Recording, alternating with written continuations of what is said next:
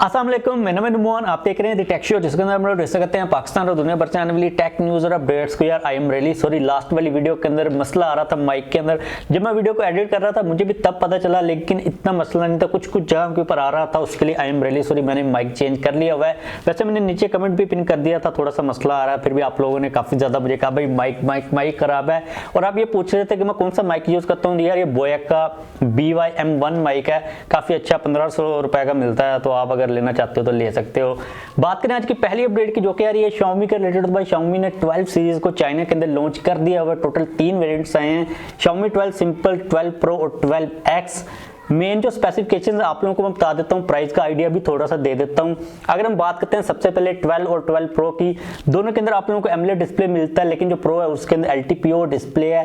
Snapdragon 8 Gen 1 का processor है दोनों के अंदर। दोनों की बैक साइड के ऊपर 50 मेगापिक्सल का मेन सेंसर है, लेकिन फास्ट चार्जिंग के अंदर थोड़ा सा डिफरेंस है। जो 12 सिंपल है उसके अंदर 67 वाट की फास्ट चार्जिंग की सपोर्ट है, और प्रो के अंदर 120 वाट की फास्ट चार्जिंग की सपोर्ट है। प्राइस की बात करें तो जो सिंपल है उसकी प्राइस डॉलर से जब हम लोग कन्वर्ट करते हैं तो 1,02,000 बन रही है। जो प्रो वाला है 1,30,000 बन रही है। और डिजाइन के बारे में आप लोगों को पहले ही बता चुका हूँ, वही सेम जो हम लोगों ने लीक्स और रेंडर्स के अंदर डिजाइन देखा था, सिमिलर वैसा ही डिजाइन है।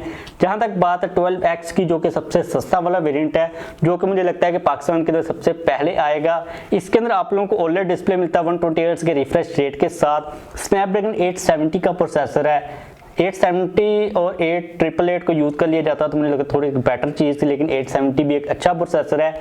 इसकी बैक साइड के ऊपर भी 50 मेगापिक्सल का मेन सेंसर है, 4500 mAh की बैटरी के साथ 67 वाट की फास्ट चार्जिंग की सपोर्ट है। और इसकी प्राइस तकरीबन 89,000 बन रही है जब हम लोग डॉलर से डायरेक्ट कन्वर्ट करते हैं। अब एक अच्छी चीज ये हुई है कि Xiaomi ने फाइनली जो MIUI 13 उसको भी रोल आउट कर दिया। MIUI 13 के रिलेटेड उन लोगों ने एक तो थोड़े से जो आइकन्स हैं उनको चेंज किया। ओवरऑल उनका ये कहना है कि भाई काफी ज्यादा स्टेबल है, और प्रीवियस MIUI 12.5 के कंपैरेटिवली या फिर 12 के कंपैरेटिवली काफी ज्यादा स्मूथ है। एक काम Xiaomi को करना चाहिए था कि 12 सीरीज के अंदर जो फ्लैट साइड्स हैं उनको यूज कर लेता, लेकिन Xiaomi ने भाई फ्लैट साइड्स को यूज नहीं किया। अगर ये फ्लैट साइड्स होती तो डिजाइन और भी काफी ज्यादा प्रीमियम लगना था। आप लोगों की क्या ओपिनियन है नीचे कमेंट्स के अंदर लाजमी तौर पर बताइएगा। और जहां तक बात है पाकिस्तान के अंदर आने की, तो यार कल ना Xiaomi ने एक ट्वीट की थी जिसके अंदर उन्होंने लिखा हुआ था, एक पिक्चर अटैच की थी, साथ में मोर देन फोन्स लिखा हुआ था। लेकिन अभी मैं ट्वीट को देख रहा था, मुझे कोई ट्वीट शूट मिल नहीं रही। तो जहां तक बात है पाकिस्तान के अंदर आने की, जैसे भी अपडेट आएगी आप लोगों के साथ में शेयर कर दूंगा। और ये वाली जो सीरीज है ना जल्दी आ जाएगी, लाइक इतनी ज्यादा कोई लेट नहीं होगी। मे बी ये Xiaomi Redmi Note 11 सीरीज के फौरन बाद आ जाए या फिर उससे पहले भी आ जाए। लाइक Xiaomi का कोई पता बुता नहीं है, लेकिन मुझे लग रहा है, मुझे भुले का क्या कहते हैं उसको, कि मुझे ऐसे ना डाउट आ रहा है। पता नहीं, मैंने ट्वीट देखी थी, लेकिन मैंने देखी थी उसके अंदर मोर देन फोन्स लिखा हुआ था। टैबलेट की नहीं थी, एक पिक्चर थी जो कि ऐसे थी, लाइक वर्टिकल थी, साइड थी फोन की, पता नहीं फोन की साइड थी। जब मोर देन फोन्स लिखा हुआ था तो मतलब है वो फोन था और मल्टीपल फोन्स थे। अगर कोई अपडेट आई तो आप लोगों के साथ में डेफिनेटली शेयर कर दूंगा। अगली अपडेट की बात करें जो कि यार ये एप्पल के रिलेटेड, तो भाई एप्पल वाले अपने जो टॉप एम्प्लॉयज हैं उनको बोनस दे रहे हैं कि हमें छोड़कर मेटा के अंदर ना जाओ। पता नहीं क्या सीन चल रहा है अमेरिका के अंदर, सिलिकॉन वैली के अंदर। आपको पता है कि फेसबुक ने मेटा के ऊपर लाइक काम काफी तेजी के साथ करना स्टार्ट कर दिया हुआ है। तो लगता है यही है अपेरेंटली कि जो एप्पल के एम्प्लॉयज हैं वो उसके अंदर ज़्यादा इंटरेस्टेड हैं, तो एप्पल वाले उनको बोनस दे रहे हैं कि पता नहीं $1,80,000 के भाई हमारे पास ही रहो, मेटा वगैरह के अंदर जाने की जरूरत नहीं है, जो कि काफ़ी एक फनी चीज़ है। नेक्स्ट अपडेट की बात करें जो कि आ रही है QMobile के रिलेटेड। अब आप लोगों को QMobile का तो पता ही होगा, अगर आप भूले नहीं होंगे तो QMobile भी एक कंपनी है जो कि एग्जिस्ट करती है पाकिस्तान के अंदर। अभी रिसेंटली इन लोगों ने एयरलिंक के साथ कोलैबोरेशन कर ली हुई है। QMobile के जितने भी मोबाइल्स होंगे और जो एसेसरीज होंगी वो एयरलिंक वाले बनाएंगे। आप लोगों को पता है कि एयरलिंक डिस्ट्रीब्यूटर तो है ही है, इनके साथ में अपनी फैक्ट्रीज भी हैं जहां पर ये लोग जो मोबाइल्स को असेंबल और मैन्युफैक्चर वगैरह करते हैं। लेट्स सी कि QMobile अब किस तरह सर्वाइव कर पाता है। मुझे नहीं पता कि QMobile की क्या सेल्स चल रही हैं, क्या उनके फोन चल रहे हैं, मुझे कोई लिटरली कोई आइडिया नहीं है। लास्ट टू मेमोरी है मेरे माइंड के अंदर QMobile की वही है कि टीवी के ऊपर इनके कोई लाइक आइटम नंबर्स चल रहे होते थे बस, और साथ में मोबाइल पता नहीं कौन सा होता था, बड़ी बैटरी वाला। तो अब देखते हैं इनकी क्या मतलब स्ट्रेटजी होती है, किस तरह ये सर्वाइव करते हैं, क्योंकि जो कंपटीशन का लेवल है ना भाई, आइटल से लेके नीचे वाली कैटेगरी से हम लोग स्टार्ट करते हैं, ऊपर तो फिर ऊपर ही ऊपर है। ये बेसिक कैटेगरी के अंदर आएंगे, कितना ज़्यादा कंपेटिटिव आते हैं, ये चीज़ बहुत इंपॉर्टेंट होगी, क्योंकि भाई otherwise there is no survival here, यहाँ पर तो जंग चल रही है साइड के ऊपर। बात करें नेक्स्ट अपडेट की जो कि आ रही है ओप्पो के रिलेटेड, तो आप लोग यहाँ पर ओप्पो फाइंड X5 5 Pro के जो रेंडर्स हैं वो देख सकते हो। बैक साइड के ऊपर जो डिजाइन है वो फाइंड X3 सीरीज जैसा ही है, लेकिन मुझे इसकी बिल्कुल भी लिटरली कोई समझ नहीं आ रही। आप लोगों को ये वाला डिजाइन बैक साइड के ऊपर कैमरा का मॉड्यूल का कैसा लग रहा है, जो कि मुझे लगता है कि प्रेस मशीन के साथ बनाया हुआ है, नीचे कमेंट्स में लाजमी तौर पर बताइएगा। तो apparently this is Oppo find X5 और Pro, इस किस्म का वो होने वाला है। अगली अपडेट की बात करें जो कि आ रही है Realme के रिलेटेड, तो भाई Realme नार्जो 50 को बहुत जल्द ग्लोबल मार्केट के अंदर लॉन्च करने वाला है। इधर उधर हर जगह के ऊपर सर्टिफिकेशंस के ऊपर वो लिस्ट हो रहा है, क्या स्पेसिफिकेशंस होंगी, क्या डिजाइन होगा, जैसे कि अपडेट आएगी डेफिनेटली आप लोगों के साथ मैं शेयर कर दूंगा। अगली अपडेट काफी इंटरेस्टिंग आ रही है सैमसंग के रिलेटेड। अब आप लोगों को पता है कि गूगल ना एंड्रॉइड के अलावा एक और ऑपरेटिंग सिस्टम के ऊपर काम कर रहा है जिसका नाम है फूशिया OS।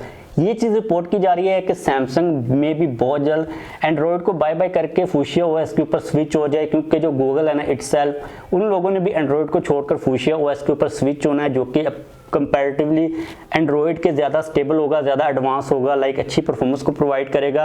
और सैमसंग वो पहली कंपनी होगी मे बी गूगल के बाद जो कि इस ऑपरेटिंग सिस्टम के ऊपर स्विच होगी। अभी तक के लिए हमारे पास किसी किस्म की कोई भी इंफॉर्मेशन नहीं है स्मार्टफोन वर्जन के बारे में कि फूशिया OS किस तरह परफॉर्म करेगा, कितना ज़्यादा एडवांस होगा, क्या गूगल उसको खुद ही यूज़ करेगा। सैमसंग अगर यूज़ कर रहा है तो इसका मतलब ये है कि दूसरी कंपनीज भी यूज़ कर सकती हैं, क्योंकि इनिशियली तौर पर ये चीज़ कही गई थी कि फूशिया OS गूगल के लिए अपेरेंटली होगा, मतलब वो खुद ही यूज़ करेंगे। लेकिन अगर सैमसंग यूज कर रहा है तो मे भी जो दूसरी कंपनीज है Xiaomi वगैरह और ओप्पो शोपो जो भी हैं वो भी यूज कर लें। लेट्स सी कि ये लोग क्या करते हैं और हमें कोई फायदा होता भी है या फिर नहीं होता। इतना मतलब इतना बड़ा कुछ नहीं होगा जंप गूगल का, ये है तो एंड्रॉइड का ही थोड़ा सा एक डिफरेंट वर्जन होगा, डिफरेंट थोड़ा सा कोड होगा।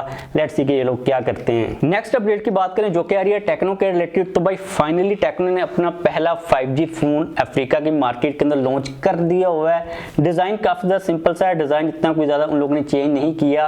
जो स्पेसिफिकेशंस है इस फोन की उसके अंदर आप लोगों को LCD डिस्प्ले मिलेगा, कोई हाई रिफ्रेश रेट नहीं है। 50 मेगापिक्सल का बैक साइड के ऊपर मेन सेंसर है, 6000 mAh की बैटरी है, 18 वाट की फास्ट चार्जिंग की सपोर्ट है और मीडियाटेक का डायमेंसिटी 900 का प्रोसेसर है। लेकिन यहाँ पर शॉकिंग चीज ये है कि स्मार्टफोन की जो प्राइस बन रही है अगर हम लोग डायरेक्टली तौर पर कन्वर्ट करते हैं तो वो 50,000 बन रही है।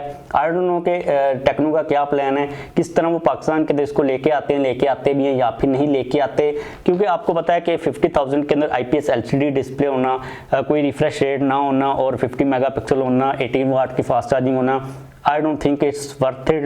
लेट्स सी कि इन लोगों का क्या प्लान होता है, मे भी पाकिस्तान के अंदर ये सस्ता आ जाए और मे भी आए ही ना, क्योंकि 5G के जो चिपसेट्स हैं वो काफ़ी ज़्यादा महंगे हैं। इसी वजह से जितने भी 5G फोन्स आ रहे हैं वो अभी तक के लिए महंगे आ रहे हैं। लेकिन फाइनली टेक्नो ने 5G की मार्केट के अंदर अपना जो कदम है वो तो रख ही लिया हुआ है। इसके बाद जो नेक्स्ट अपडेट है ये काफ़ी ज़्यादा इंपॉर्टेंट है और एक काफ़ी अच्छा स्टेप है जो कि आ रहा है पाकिस्तान के अंदर सिम्स को लेके। पाकिस्तान के अंदर आप लोगों को पता है कि काफ़ी ज़्यादा फेक सिम्स चल रही होती हैं, काफ़ी फेक जो फिंगरप्रिंट्स होते हैं उनको चोरी करके लोगों की आइडेंटिटी के ऊपर रजिस्ट्रेशन करके सिम को इशू किया जा रहा होता है। आपने पहले भी ये न्यूज़ सुनी होगी, मैंने आप लोगों के साथ शेयर की थी कि काफ़ी ज़्यादा मशीन्स पकड़ी गई हैं, जो फेक फिंगरप्रिंट्स होते हैं वो पकड़े गए हैं। अब इसके अंदर सीन ये होता है कि फॉर एग्जांपल आपने कहीं से सिम ली, आपने अपना थंब लगाया, तो वो क्या करते हैं कि आपका जो थंब है वो चोरी कर लेते हैं और आपके थंब के ऊपर और लोगों को सिम्स दे रहे होते हैं। लाइक आपने चौकों के अंदर देखा होगा फ्री सिम्स वगैरह बांट रहे होते हैं, ये लोगों का डाटा चोरी कर रहे होते हैं। अभी सीन ये है कि PTA वाले जो लाइव फिंगरप्रिंट डिटेक्शन वाली मशीन्स है ना वो लोगों को देंगे, उन्हीं मशीन्स के थ्रू सिम्स की रजिस्ट्रेशन हुआ करेगी।